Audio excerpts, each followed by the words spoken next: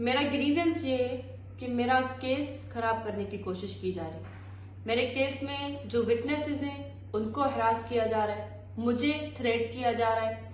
एक एसएचओ इमदाद चांडियो जिसकी पोस्टिंग जिला कंबर शहदाद कोर्ट में सरदार चांडियो ने कराई हुई है, और मैं डिस्ट्रिक्ट दादू के ऑनरेबल मॉडल कोर्ट में जाती हूँ पेशियों पे।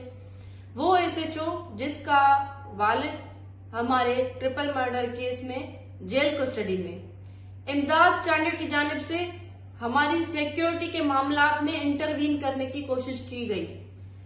उस एसएचओ का कोई लेना देना नहीं है हमारी सिक्योरिटी के मामलात में अमल दखल करने का। ये सवाल डिस्ट्रिक्ट दादू की पुलिस पे भी बनता है, सिक्योरिटी इंचार्ज पे भी बनता है कि किसी और जिले के एसएचओ को किस तरीके से इंटरवीन करने दिया गया हमारी सिक्योरिटी के मामलात में।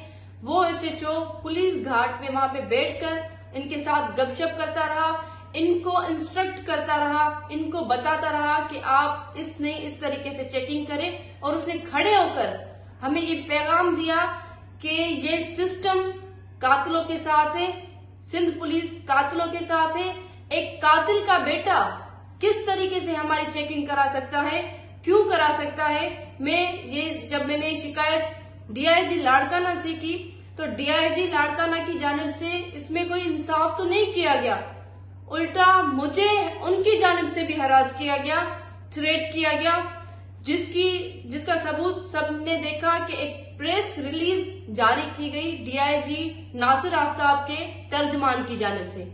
उस प्रेस रिलीज में पहला झूठ ये बोला गया कि उम्मे रुबाब की जानिब से उस एसएचओ के लिए पहले भी शिकायत की गई थी, जिसका कोई सबूत नहीं मिल पाया था और उसके खिलाफ कोई इंक्वायरी नहीं हो पाई थी, या उसकी जो इंक्वायरी थी वो साबित नहीं हुई। ये झूठ, इसका सबूत सब देख सकते हैं कि ऑनरेबल सुप्रीम कोर्ट में उसी डीआईजी साहब ने खुद इन रिटन दिया था, उनकी अपनी सबमिशन थी कि ये एसएचओ इसको सियासी पोस्टिंग दी हुई है। मेरे ही केस में जो प्रोक्लेम्ड ऑफेंडर्स थे, ये डीआईजी साहब ने खुद क्लेम किया कि ये वही एसएचओ है जिसको सरदारों ने पोस्टिंग दिलाई है, सियासी पोस्टिंग पे है, और ये प्रोक्लेम्ड ऑफेंडर्स से मुसलसल राब्ते में है और इंफॉर्मेशन लीक कर रहा है।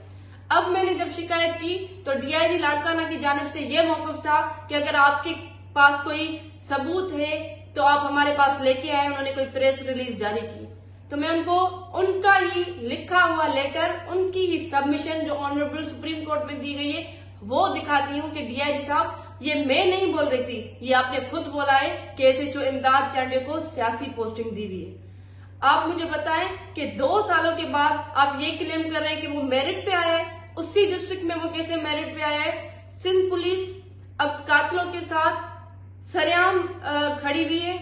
डीआईजी रैंक के ऑफिसर्स इन सरदारों से कोई बात नहीं कर पा रहे, इनके खिलाफ कोई कार्रवाई नहीं कर पा रहे, और जब एक बेटी इनसे शिकायत करती है, विद प्रूफ शिकायत करती है, तब भी ये हरास करने की कोशिश करते हैं। और इनकी पूरी कोशिश है कि मैं खामोश होके, डर के, सहम के घर बैठ जाऊं। तो मैं सबको पैगाम देती हूँ कि मैं डरने वाली नहीं हूँ। मेरे घर में इतना बड़ा सानिया हुआ, मेरे वालिद, मेरे दादा, मेरे चचा को कत्ल किया गया, और अब मुझे पुलिस की जानिब से हरास किया जा रहा है। मैं आईजी सिंध पुलिस से ये दरखास्त करती हूँ कि आईजी साहब, आपकी जानिब मेरी नजरें हैं, मेरे साथ आप इंसाफ करें कि डीआईजी की जानिब से मुझ पे जो झूठा इल्जाम लगाया गया, जो झूठी प्रेस रिलीज दी गई, मैं उसको मुकम्मल तौर पर रद्द कर चुकी हूँ सबूतों के साथ। बहुत शुक्रिया।